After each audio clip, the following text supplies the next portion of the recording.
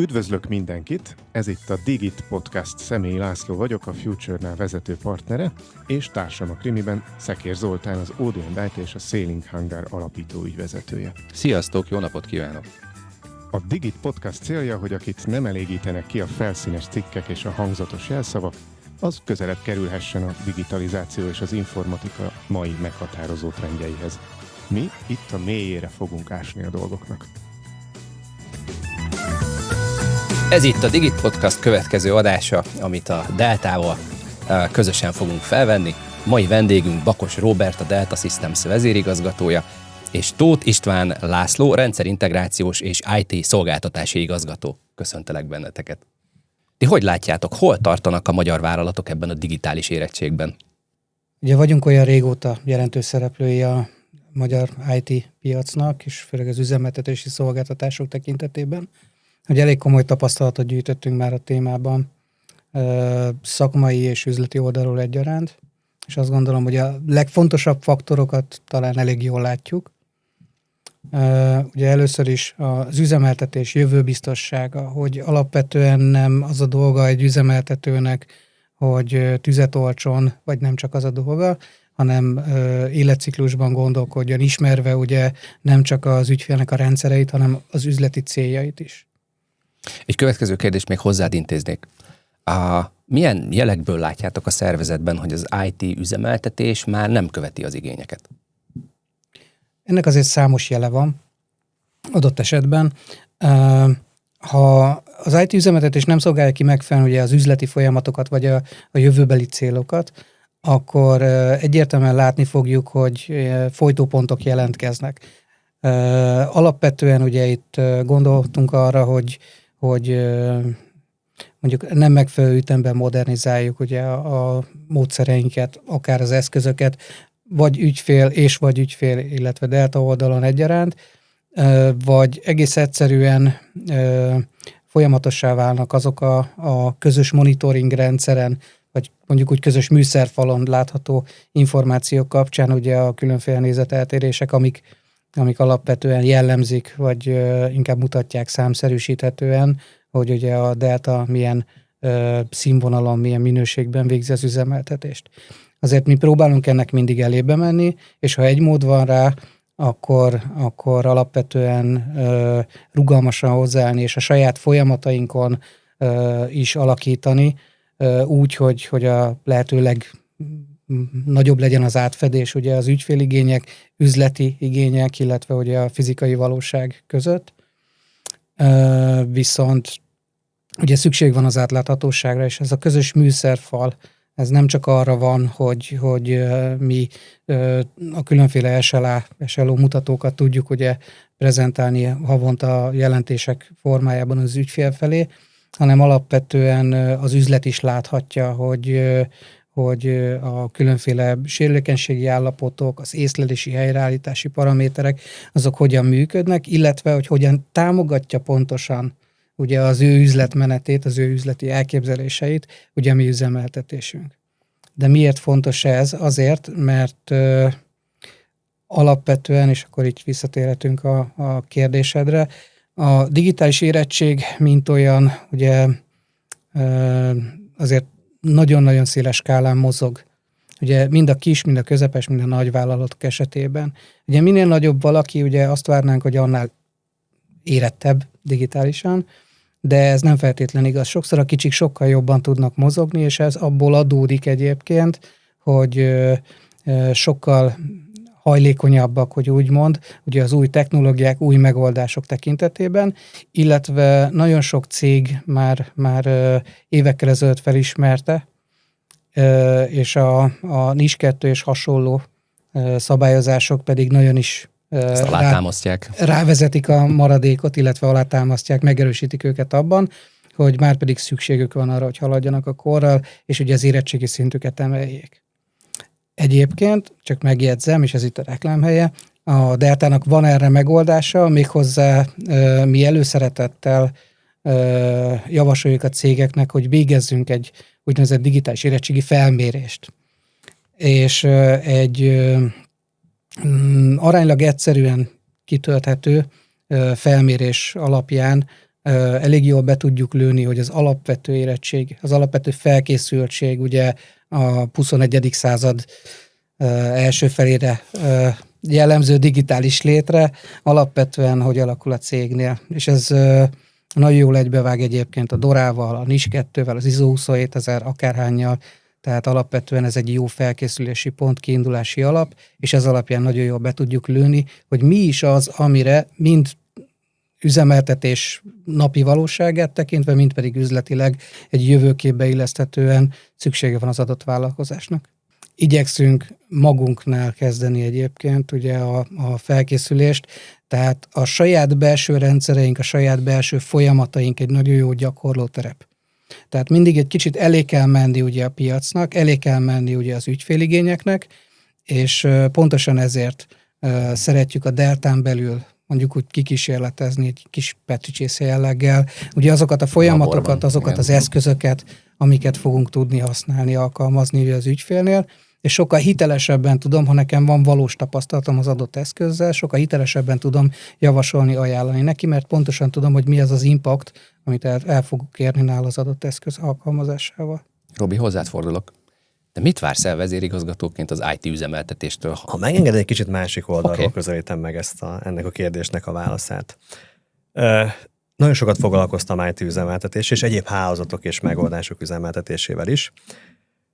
Az IT üzemeltető céget általában rengeteg dolog különbözteti meg egymástól. Meg lehet különböztetni a szolgáltatás minőségében, a szolgáltatás típusában, a partneri együttműködés jellegében. Például vannak olyan cégek, akik széleskörű szolgáltatásokat kínálnak. Képesek nyújtani IT üzemeltetést infrastruktúra elemekre, alkalmazásokra is, különböző security és egyéb adatbázis megoldásokra. De vannak olyan cégek, akik specializálódnak például felhő alapú megoldásokra. De vannak olyan cégek, akik üzemeltetési oldalról egy-egy szektort látnak el, például az egészségügyet vagy a gyógyszeripart. Rájuk inkább az jellemző, hogy maga az ipar specifikumával rendelkeznek, és azok szabályozási környezetének felelnek meg elsődlegesen. De vannak olyan cégek, akik inkább azt látják üzemeltetés alatt, hogy minél több szakemberük legyen, és azok a folyamatok, amelyek mentén ők dolgoznak, azok validáltak, elfogadottak és szabályozottak legyenek. De vannak olyanok, akik működésük szempontjából azon gondolkodnak, hogy proaktívak legyenek, vagy reaktívak legyenek. Ha valaki proaktív, akkor monitorozza az üzemeltetési területen minden egyes elemét, hamarabb beavatkozik, hamarabb hárítja el a hibát, nem utolsó sorban egy IT stratégia mentén gondolkodik és dolgozik. De vannak olyanok is, és ezek nem rosszabbak, nem jobbak, akik egy-egy hibára reagálnak. Megkülönböztetünk olyan cégeket is, akik esetlegesen lefedettségük alapján azt mondják, az egész országra kiterjedő üzemeltetési tevékenységet végeznek, vagy esetlegesen csak Észak-Magyarországra, vagy Nyugat-Magyarországra. Megkülönböztetünk vállalati szektorokat. Kire fókuszálunk? KKV-kra? Nagyvállalatokra? Mindenkire? Általánosságban? Nagyon-nagyon fontos kérdések. De a legfontosabb az, hogy eldöntsük, hogy milyen ügyfélkapcsolatot építünk ki. Kiépíthetünk olyanokat üzemeltetés gyanánt, úgymond SLA-t vállalunk bizonyos paramétereket, bizonyos elvárások mentén, ezt szabályozzuk. De vállalhatjuk azt is, hogy 7/24-ben rendelkezésre állunk, de lehet, hogy csak munkaidőben. Nagyon fontos a díjazás. Eseti díjazásban gondolkodunk, mint üzemeltetés, havi díjazásban, vagy egyszerűen megtérülés alapon gondolkodunk, és innentől kezdve az eredményesség, az üzemeltetési hatékonyság fogja jelenteni az üzemeltetési főfaktort. A Deltánál alapvetően, amit én elvárok, az, hogy széles körű szolgáltatást tudjunk kínálni, tehát mint említettem, az infrastruktúrától az alkalmazásig képesek legyünk szolgáltatni, üzemeltetni, legyen egy-két olyan területünk, ahol nekünk mély szakérdelemmel és minősítéssel bírunk. Itt jegyzem meg, hogy ugye már régebben egyéb más podcastokon beszélgettünk arról, hogy mi akvirálunk. Az akvizíció bizonyos szempontjai között ott van, hogy szakembereink mély minősítésekkel és partnerségekkel rendelkeznek, ezzel felépítve azt a mély szakmai kompetencia tudást, ami jelen pillanat még nincs meg a Deltán belül. Működési modellünk tekintetében mi egyértelműen proaktívak vagyunk, és elsődlegesen KKV-kre és nagyvállalati szegmensre fókuszálunk. Az árazásunk az viszont egyedi.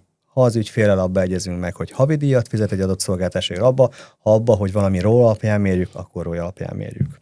Nekem ezek az elvárásaim az üzemeltetési területtel kapcsolatban. Robi említett egyébként pár dolgot, ugye az elején még, és azt mondanám, hogy ez a 3 pillér, ez nálunk megvan. Tehát mi igyekeztünk úgy felépíteni a folyamatainkat, hogy meglegyen. És mi ez a 3 pillér? Ugye világos szerepek, a mérhető célok, és egy közös vezérlőpult. Alapvetően ugye mind a folyamataink, mind pedig a céljaink ugye így lettek felépítve.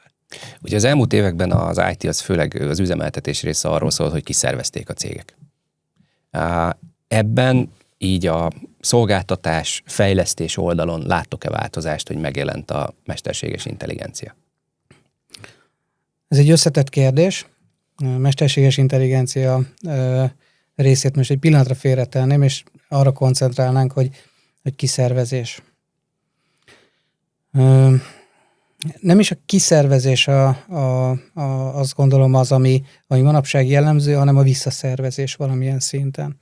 Tehát ugye a legtöbb cégnél, főleg ott, ahol összetett IT folyamatok vannak, ahol összetett IT támogatást igényel ugye az üzletmenet, ott gyakorlatilag vannak ilyen kulcsszerepek ezen a területen, amit szeretnek ugye házon belül tartani. Tehát magát ugye az üzleti és az architektúrális döntéseket házon belül tartják, alapvetően ugye a üzemeltetési rutinfeladatokat viszont a monitorozás, a különféle patchelések, az első szintű hibaállítás, stb. Ezeket viszont inkább hagyják ugye a külső szolgáltató partnerek kezében.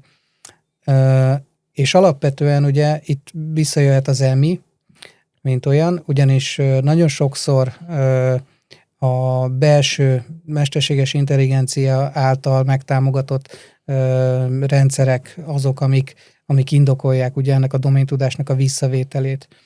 Mert senki nem szereti, hogyha nem csak ugye az EMI, hanem de még különféle külső partnerek is gyakorlatilag bizonyos érzékeny információk tudatába kerülnek alapvetően. Viszont ugye ez a visszaszervezés az EMI modelleket inkább erősíti egyébként, nem pedig helyettesíti, és ez mindkét oldalra igaz. Tehát már most is egy érezhető trend, és azt gondolom, hogy a jövőben egyre inkább jellemző lesz ugye az ilyen co-üzemeltetés, vagy társüzemeltetés.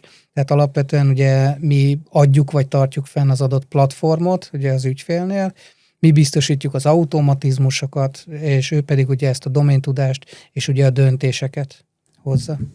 És mit gondoltok, hogy hol van az a pont? Ezt mind a kettőtökhöz szeretném megkérdezni, hogy hol van az a pont, amikor a kompetenciát ismét saját maga kezdi el építeni a cég IT üzemeltetésre? Inkább az a kérdés, hogy hol van az a pont, ahol azt gondolja az ügyfél, hogy ez megéri neki. Én azt gondolom, hogy egy olyan szolgáltató, aki számos ügyfél kapcsán kell, hogy rendelkezzen bizonyos mély technológia tudással.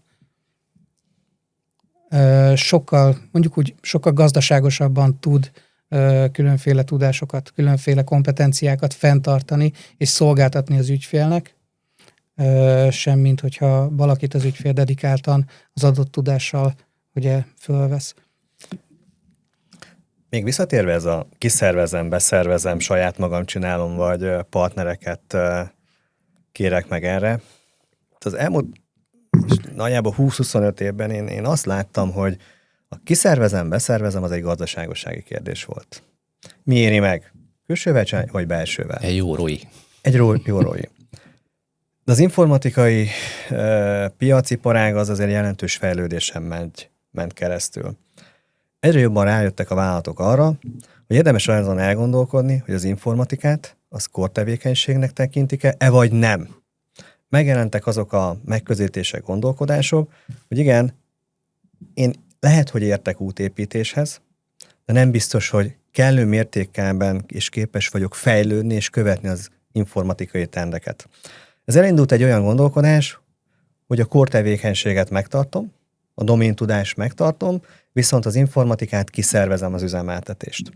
És jött egy harmadik fázis, amikor bejöttek a biztonsági kérdések, és bejött az adatvagyon kérdése. A mesterséges intelligencia, az AI, a gépi tanulás az alapvetően sok mindenről szól, de az egyik fő pillére az, hogy az adatvagyonnal hogyan gazdálkodsz.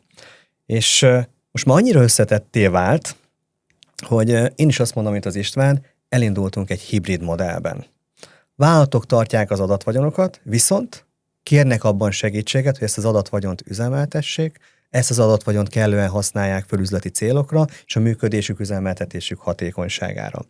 Ma már a mesterséges intelligencia nem csupán kialakulóban van, hanem szerintem ebben egyetértünk, szerves része az IT-iparágnak.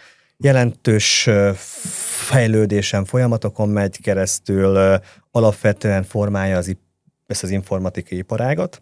Csak gondoljunk itt például az automatizálásra az üzemeltetés területén. A mesterséges intelligencia, algoritmusok, a gépi tanulás alapvetően vagy többségében, vagy kevésbé többségében, ebben is majd segíts, de automatizálhatóvá teszi az üzemeltetési folyamatokat. Ezáltal a kódfejlesztés, a tesztelés, a hálózatfelügyelet, a rendszerek üzemeltetése sokkal hatékonyabbá válnak. A szakemberek hamarabb hárítanak el hibákat, és nem utolsó sorban lehet látni statisztikából is, a mi ügyfélállományunknál is, ott, ahol már ezeket használjuk, hogy kevesebb hibával kell számolni. Szoftverfejlesztés, egy másik nagyon jó terület. Hibakeresés. Mesterséges intelligencia nélkül Elég nehéz. És ez magával rántja az, hogy ez az alapfeltétel annak, hogy a kódokat már lehessen optimalizálni, és biztonságosabbá tenni. Kiberbiztonság, te egyik fő területed. 914 darab kérdésem van minden alkalommal. Igen, emlékszem erre. Kulcsszerepet játszik a fenyegetések az észleléseiben és ennek azonosításában. Tökre ott van, hogy valós képet kapunk. Valós kép alapján be tudunk avatkozni. Innentől kezdve felértékelődött már ezen a területen is a mesterséges intelligencia használata, és van egy ilyen kedvenc témám, ez az adatközpontok világa. Volt szerencsém talán 2009-ben részt venni egy olyan projektben. 2009 volt. Igen. 2009 volt, igen, ahol szerintem ma már Magyarország egyik legmodernebb adatközpontjának az alapjait tettük le. Ott még akkor arról beszéltünk, hogy ugye első körben, hogy hogyan vesszük rá az informatikai, vagy a különböző vállalatokat, hogy az informatikáját bízzák egy olyan szolgáltatóra, ahol kvázi megszületik az adatvagyon, és a hozzátartozó üzemeltető réteg. Igen, kemény volt, de azt gondolom, hogy itt Magyarországon is nagyon szépen köszönhetően itt az edukációnak, meg a különböző cégek hozzáállásának, ez sikerült. Mi volt a következő? Amikor már voltak az adatközpontban ügyfelek, akkor meg kell találni a megfelelő munkapontot, talán így mondtuk még akkor a szakmai nyelven, mikor energiahatékonyabb, milyen munkaponton tud a legjobban a teljesítményként, stb. Ezt még emlékszem, Excel táblákból csináltuk. Emlékszem, hogy adatokat dolgoztunk fel, és próbáltunk következtetéseket levonni. Most már hallok olyanról, hogy egy adott adatközpontban akár 10 000 szenzor van, ezek a szenzorok folyamatosan gyűjtik az adatokat, értékelik, és képesek meghatározni, hogyha mondjuk egy új szekrénysor kerül ki, vagy be egy adatközpontba, hogy annak milyen hatása van a működésben, a stabilitásban, és például az üzemeltetés során nagyon fontos energiahatékonyságban. Egy kicsit összefoglalva, a mesterséges intelligencia, a modern IT infrastruktúra és működés, hogy mondjam, alappillérévé vált. A jövőben a vállalati működés és üzemeltetés szerintem nem képzelhető el enélkül. Abszolút egyetértek. És István, hogy látod, milyen típusú fejlesztéseket kell megcsinálni ahhoz, hogy ezt a mesterséges intelligenciát és IT üzemeltetést össze tudjátok kötni? Egy pillanat erejéig még visszakanyarodnék. Robi még az előző hosszú körmondat elején mondott valamit, ugye a kompetenciák kapcsán. Ha lehet ilyen kifejezéssel, én nem ma kezdtem is a szakmát. Alapvetően régen elég volt, hogy valaki hálózatos, vagy szerveres. Hát igen. Tehát a számítástechnikusból indulunk. Nagyjából ilyen bonyolultságú volt a dolog.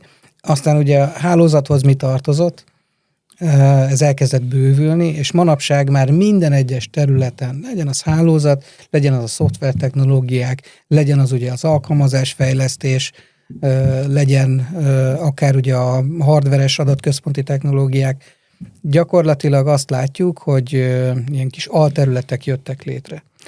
És ahhoz, hogy le tudja az ember követni a technológiát a megfelelő profizmussal, olyan mértékű specializációra van szükség, hogy egész egyszerűen a megfelelő szakember mennyiség nélkül ez lekövethetetlen.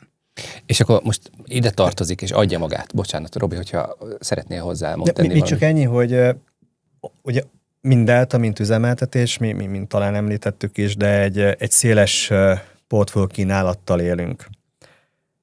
Lehetetlen fölépíteni erre a széles portfólió kínálatra a teljes mély szakmai kompetenciát.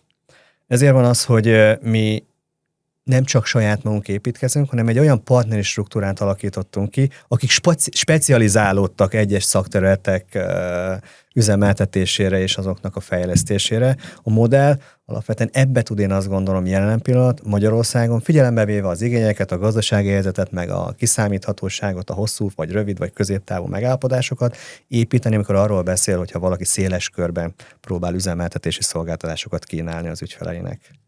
Abszolút, és ide is kapcsolódik az a kérdés, amit szeretnék nektek föltenni, hogy szerintetek mi az első konkrét lépés, amit meg kell tennie egy ilyen cégnek, aki most így üzemeltetésben mondjuk titeket választana?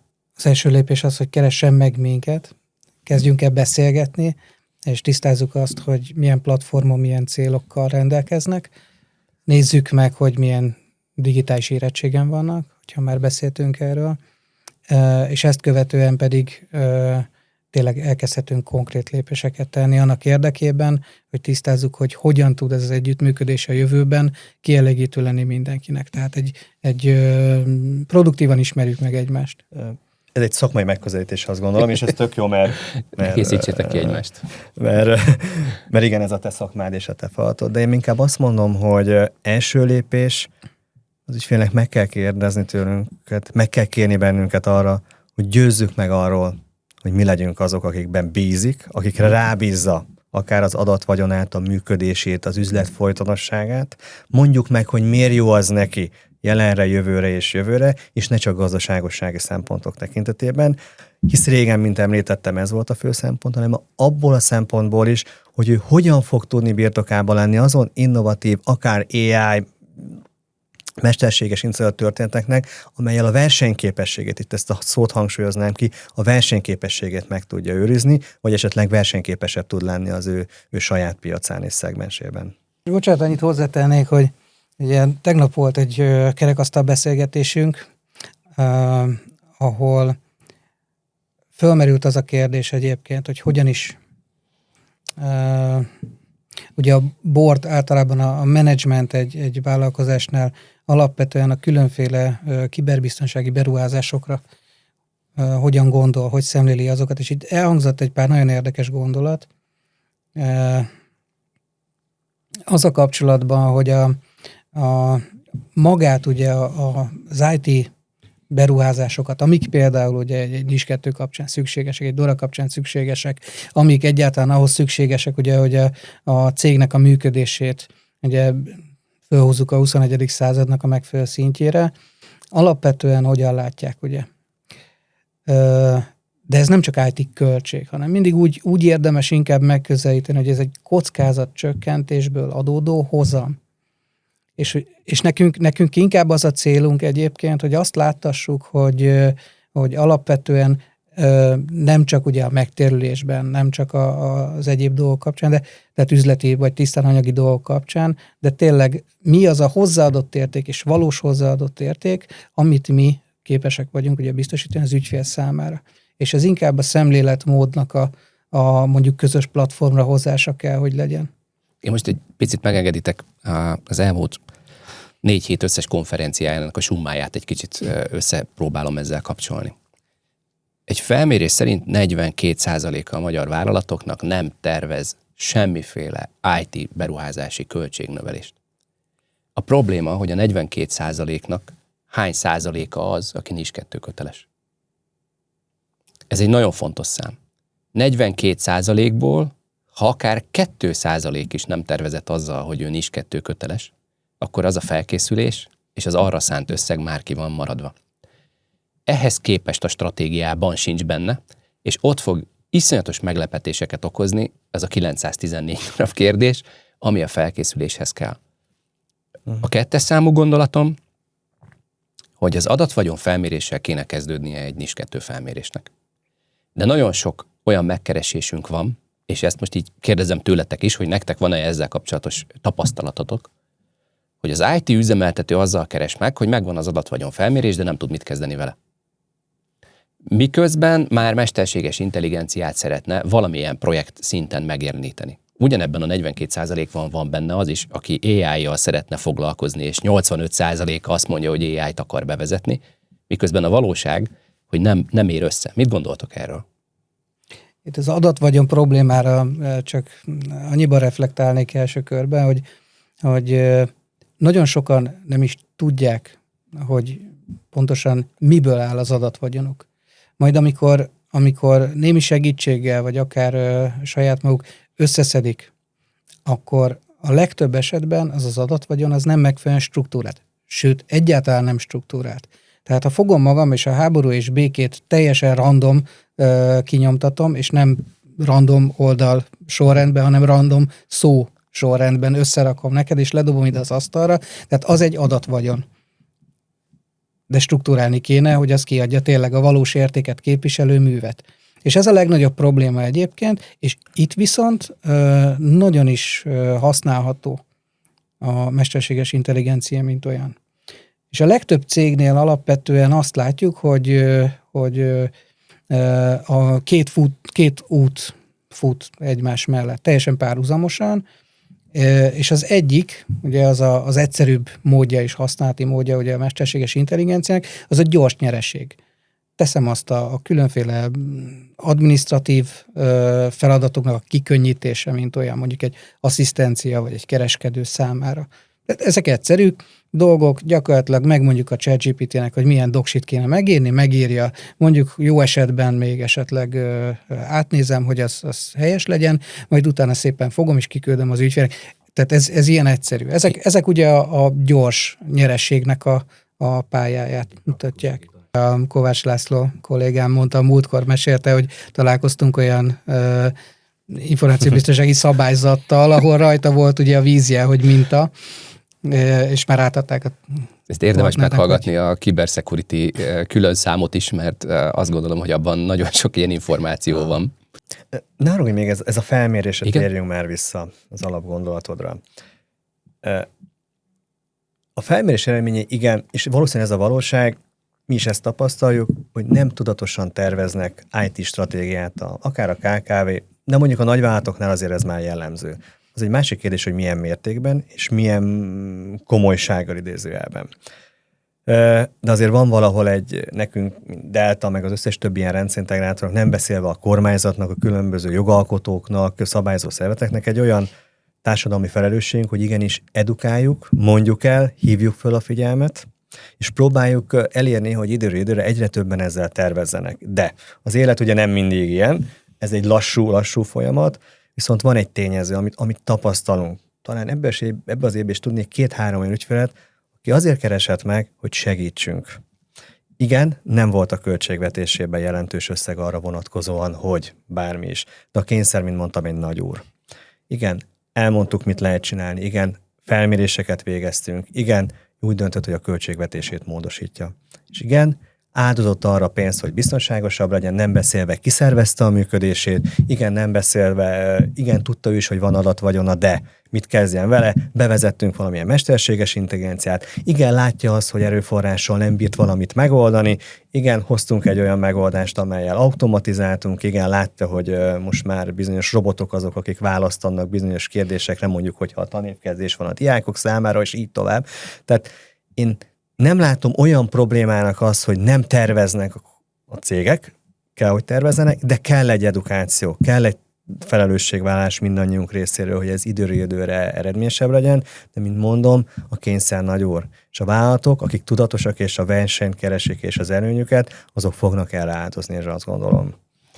Én azt látom, hogy a személyes szál az amúgy is egy ilyen egészségmegőrzés volna, de most ha megengeditek, akkor a személyes szálunk az a vállalati egészségmegőrzés volt, és én szeretnék föltenni egy kérdést, hogy mindez, hogy ne szálljunk el a felhőbe, így átkötve, hogyan látjátok ebbe a magának az üzemeltetési részét a felhőben megvalósítani? A felhő ez egy nehéz téma, mert legalább akkor a bizalmi kérdéskört takar, ugye, mint a mesterséges intelligencia. Bár tegyük hozzá, hogy 19 környékén kaptunk egy erőteljes lökést, ami ugye ezt a bizalmi szintet jócskán megemelte. Én azt gondolom, hogy egyre standardebbé válnak egyébként a különféle felhős alkalmazások, a hibrid működés, és ugyanakkor párhuzamosan tapasztaljuk azt is, hogy azok, akik tényleg egyes érzékenyebb területeken dolgoznak, működnek, azok pedig szépen lassan próbálnak elszakadni a felhőtől. Természetesen nem minden szinten tudnak, tehát például egy M365 értelemszerűen ugye felhős működés, de az alapvetően ugye csak a különféle kommunikációs, meg egyéb ilyen adminisztratív tevékenységeknek a támogatásához kell. Ugye egy core tevékenység az alapvetően ugye már a felhőn kívül működik, például egy komolyabb on-premise rendszeren. Én azt látom, hogy ez a trend egyre inkább kezd erősödni, főleg úgy, hogy ugye itt az AI terjedésével különféle offline modelleket használnak egyre inkább ugye a különféle vállalkozások. És ugyanakkor visszaszaladnék egy pillanat erejéig ugye az előző EMI kérdésig, ugyanis mondtam, hogy 2 út van, ugye, és az egyik a gyors nyereség útja volt, a másik viszont ugye a komolyabb házi feladat, amikor alapvetően egy vagy általános, vagy feladatspecifikus AI platformot kezd el használni valaki. És ugye ennek van egy felhős módja, de ez az offline mód, amikor a földre leköltöztetem, ez mondjuk úgy, hogy egyre inkább divatosabb lesz, ugye, mert így nagyobb a bizalom, így gyakorlatilag minimalizáljuk azt a kockázatot, hogy akár ugye a modellen keresztül, akár pedig bárhogy máshogy, ugye az én adatvagyonom az publikálásra kerüljön, vagy legalábbis olyan kezekbe kerüljön, ahol annak helye nincs. Ez a bízunk-e a felhőbe, vagy nem? Szerintem nem kérdés, hogy bízunk-e a felhőben, mert bíznunk kell a felhőben, csak akkor, amikor több olyan rendszerrel kell dolgoznom, ami komoly bizalmi platform, tehát bíznom kell benne, akkor lehetséges, hogy ugye ezt a bizalmat próbálom ugye az egyikre koncentrálni. És ezért mondom, hogy egy offline EMI platform az gyakorlatilag mondjuk bizonyos feladatspecifikus dolgok ellátására egyre népszerűbb. Szerintem már az nem kérdés, hogy bízunk-e a felhőbe, vagy nem. Szerintem igen. Tehát a megkérdezett szakemberek szerintem jelentős részem azt mondja, hogy igen. Inkább a felhőnek az egyéb más oldali hatását lenne érdemes egy kicsit boncolgatni. Miért válasz valaki felhőt? Ha tőlem kérdezed, akkor én azt tudom neked mondani, hogy a munkafolyamatban van-e olyan pont, ahol nekem bárhonnan, bármikor el kell érnem egy olyan adatot, amihez nincs infrastruktúrám a vállalaton belül. És ha nincs infrastruktúrád, miért nem teremted meg az infrastruktúrát? Üzemeltetésben, és ugye most én vissza szeretném ezt adni, jó? Tehát akkor, amikor nincs infrastruktúrám, akkor lehet ez egy tudatos költségtervezési mód. Ez az. Mert én azt gondolom, hogy, és itt az üzemeltetési költségeknek jelentős része, és a felhő is annak idején, ugye mikor indult el a felhő? Nagyjából 2009-től datálható, amikor elkezdtünk felhőről beszélni. Aztán az, hogy hogyan vették át az AWS vagy a Microsoft ezeket a szolgáltatásokat, ez egy másik kérdés, de jelentőset dobott rajta, hogy az Office 365-nek egy része lett, ugye? Mert volt előtte OneDrive, de hogy technikailag akkortól lett egy ilyen kérdés. A következő ugye a Covid. De ami nekem most nagyon fontos, hogy költségtervezés szempontjából szerintem egy sarkalatos kérdés, hogy a cégek adatvagyonáról nem tudjuk, hogy mi az, hogy adatvagyon. És ugye itt szeretném visszaadni a kérdést, hogy akkor, amikor arról beszélünk, hogy legacy rendszer, mert ugye van egy csomó olyan, amit felhőben kéne, hogy tároljunk, applikációról kéne, hogy menjen, de technikailag azok a rendszerek még futnak. Ugye a Kovács Laci mondta, hogy talált olyan beszélgető partnert, aki említette neki, hogy egy falban volt egy számítógép, és tette a dolgát éveken keresztül, senki nem tudott róla. Ezeket a rendszereket nem tudott fölköltöztetni felhőbe, vagy fel tudott költöztetni felhőbe, de a legacy rendszer probléma jelentős probléma lett mostanra. Tehát már ugye 98 óta vannak fejlesztett olyan vállalatirányítási rendszerek, amik valamilyen módon kiszolgálják azt az adatvagyont, amit kezeltél. Nevezzük ezt bárminek, akár workflow-nak is. De hogy mit gondoltok arról, hogy ezeket a legacy rendszereket, a felhőt, vagy a mesterséges intelligenciának azt a visszahozott, földön futtatott részét, amit üzemeltetni kell, azt hogyan lehet jól üzemeltetni, jól karbantartani, jól biztonsági funkciókkal ellátni? De a legacy rendszerek kapcsán azt kell mondjam, hogy azért vannak olyan ügyfelek, ahol a legacy rendszereknek a használata az igenis igazolható. Például nagyon sok ipar 4.0-ás ügyfelünk van, nagyon sok olyan ügyfelünk van, aki komoly OT rendszerekkel dolgozik. Az OT ugye abban is különbözik az IT-tól, hogy ott alapvetően ugye a különféle IT eszközöknek, az OT eszközöknek ugye az életciklus az jóval jelentősebb. Tehát ott nem 7 évre tervezek egy switchet, hanem 18-ra például, és a többi, és a többi. Tehát alapvetően, hogyha nem tudok változtatni rajta, és továbbra is azt kell használnom, akkor igenis meg kell találnom a módját, hogy a legacy rendszereket életben tartsam, és akár támogassam is, akár mint külső partner. A felhő az annyiban könnyíti meg a dolgot, hogy alapvetően rengeteg olyan eszköz van, amivel ugye az adott rendszernek a rendelkezésre állását növelhetem, ahol ugye a működés, az üzemeltetés biztonságát sokkal könnyebben megteremthetem. És ugye ez itt már nem bizalmi kérdés, ez már nem költségkérdés, ez kényszer kérdése, mert egy elavult hardware platformot például virtualizálni és felköltöztetni a felhőbe, majd utána ugye ugyanazt a működési processzt gyakorlatilag biztosítva, amit egyébként az eredeti platform biztosított, emelem az üzembiztosságot, akkor én nagyon jó vagyok, az ügyfél elégedett lesz. És mit gondoltok arról, ezt vagy kivágjuk, vagy nem, de mit gondoltok arról, hogy egyre többet kezdtünk el bizalmi alapon a felhős infrastruktúrákra rájuk bízni, aztán bekövetkezett a kék halálos CrowdStrike eset, és bekövetkezett a Cloudflare eset, amikor egy csomó szolgáltatás dobódik el, hiszen a felhőre bíztuk magát a teljes üzemeltetési struktúrát. És ne felejtsük el, hogy miből adódott ez is, egy hibás patchből. Egyetlen apró patch, ami gyakorlatilag kinyírt egy worldwide használt szolgáltatást. Van olyan információ, ahol megpróbálták a mesterséges intelligenciát ráengedni egy rutin BI szolgáltatásra, elkezdték figyelni a tűzfalon, hogy mi történik, külön felhasználó névvel jelszóval, nem volt feladata, hogy interneten kifelé utat keressen, egy egyszerű lekérdezésre állították be, 2 nap múlva a tűzfal bejelzett, hogy elkezdett az a felhasználó név kifelé menni. Tehát itt az is fontos, hogy amikor a felhőről beszélünk, biztonságról beszélünk, AI-ról beszéljünk, akkor ezt érdemes-e, és ez nektek kérdés, hogy érdemes-e ezt egy ilyen komplex rendszerben vizsgálni, hogy milyen típusú üzemeltetési kérdéseket, milyen típusú security kérdéseknek vetek alá?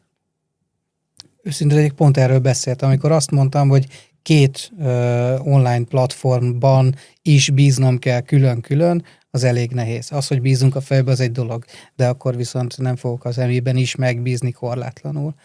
Tehát ezt igazolod vissza ezzel, hogy alapvetően ugye nagyon is kell figyelni arra, hogy a saját adatvagyonomat hogyan engedem egyébként külső, mondjuk ugye a nem kontrollom alatt lévő helyekre, ugye a felhőbe kvázi. Az üzemeltetés az egy folyamatos kockázatvállalás. Tehát az naivság azt gondolni, hogy ami megállhat, az nem fog megállni. És egy kicsit visszautalva a legacy dolgokra. Érthető, hogy vannak legacy dolgok, de az nem érthető, hogyha azoknak a dolgoknak nincs meg valamilyen szinten a kiváltási terve, vagy más platformra helyezése. Mert a legacy esetében még egyszer nem az a kérdés, hogy meg fog-e hibásodni, hanem az, hogy mikor fog meghibásodni. Tehát egy felelősségteljes üzemeltető cég igenis dolgozik azon, és dolgozik azokon az üzleti use case-eken, amellyel az kiváltható, helyettesíthető, és megvalósítható. És erről meg kell, hogy győzze az ügyfelet, mert az ügyfél folyamatos üzletfolytonossági problémákkal fog küzdeni. Tehát a legacy történetek szerintem azok azokban nem szabad belenyugodni, hogy vannak, hanem igenis azért tenni kell, hogy azok megszűnjenek, mert amúgy nem lehet hosszú időn keresztül ezeket a legacy dolgokat fenntartani. És most függetlenül, hogy felhő, vagy on-premise, vagy ilyen, vagy amolyan megoldás. Még egy dolog bennem van, ne haragudj. Amikor arról kezdtünk el beszélgetni, hogy a felhő az most azért jó, mert biztonságos, vagy azért fogadják el, hogy meggyőződött mindenki, hogy oké. Szerintem bejött egy más dimenzió is. Konkrétan az, hogy szerintem a piac az folyamatosan abból a szempontból is változik, hogy mikor beruházásorientált, mikor szolgáltatói orientált, magyarul mikor akar valamit bérbe venni, vagy akar megvásárolni. Én szerintem most Magyarországon nem a beruházások jellemzőek, hanem az, hogy valakik szolgáltatásként veszik igénybe. Lehet ez biztonsági szolgáltatás, lehet ez 7x24, lehet ez mérnöki erőforrás, de lehet ez egy felhő alapú, performancia alapú szolgáltatás is.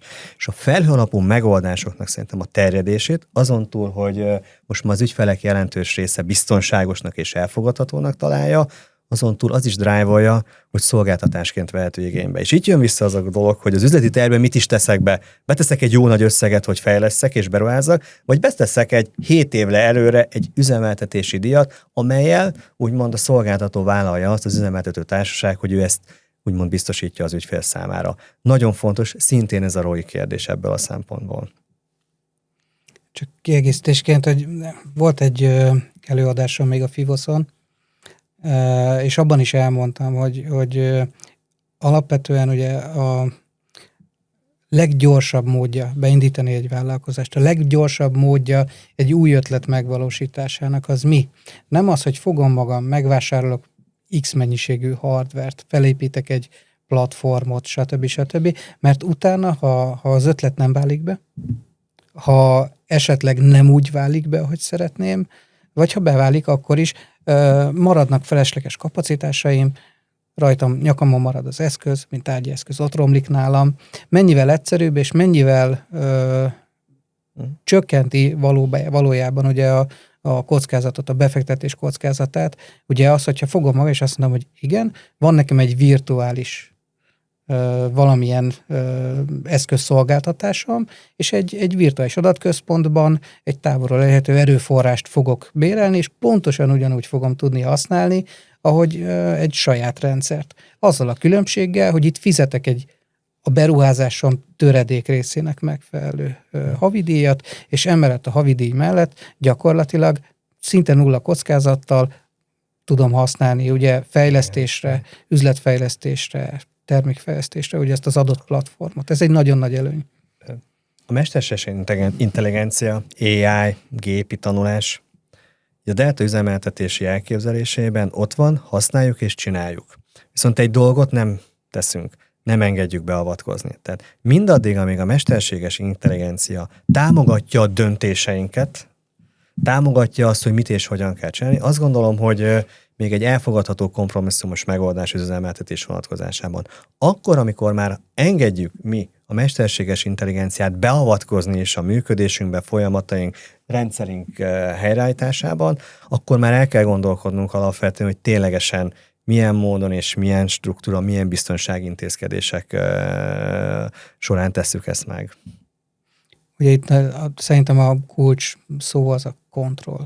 Igen. Kontroll. Tehát alapvetően ugye az adatvédelem, a naplózás, ugye a gépi tanulásnak az üzemeltetési oldal, ugye ez az MLOps nagyon fontos, egyre fontosabb, és alapvetően mind a kérdésekre, mind a válaszokra fontos a tartalomszűrés, fontos, hogy legyenek korlátok, fontos, hogy legyenek kapuk, és a kapuk mellett egyébként mindig ott álljon egy ember. Egy ember, aki azt mondja, hogy vannak bizonyos esetek, akár nevezzük ezeket magas kockázatú eseteknek, akár az összes esetet ide sorolhatjuk, ahol igenis kell az emberi kontroll, aki ott van a végén, és azt mondja, hogy igen, mehet. És ezzel párhuzamosan kell folyamatosan fejlesztenünk ugye a feature store-t, ugye az adatminőséget, figyelnünk kell a különféle mérőszámokat, és ehhez minden emberi kontroll kell. Tehát az AI használata az nem teljes mértékű függetlenedés ugye az emberi erőforrástól, még, még, és azt gondolom, hogy a jövőben sem lehet, mert valakinek fönn kell tartania, én csúnya kifejezéssel élve a szájkosarat, ugye a mesterséges intelligencián. Igen. Az a helyzet, hogy még meg tudnánk tölteni újabb órákat ugyanezekkel a kérdéseknek a még részletesebb körbejárásával, de mindennek eljön a vége, így a műsoridőnek is. Köszönöm szépen, hogy itt voltatok. Köszönjük mi is a meghívást.